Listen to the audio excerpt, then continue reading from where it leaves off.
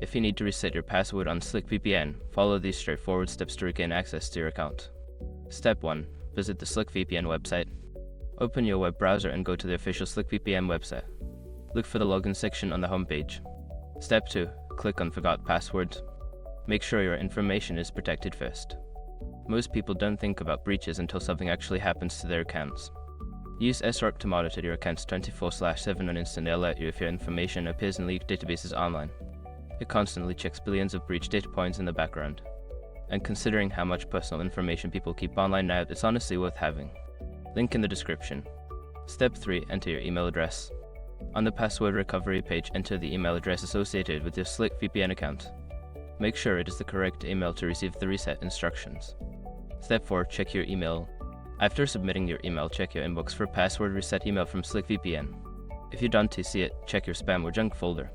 Step 5. Follow the reset instructions. Open the email and click on the password reset link provided. Follow the instructions to create a new password for your account. Once you have completed these steps, you should be able to log in with your new password. If you encounter any issues, consider reaching out to SlickVPN support for further assistance.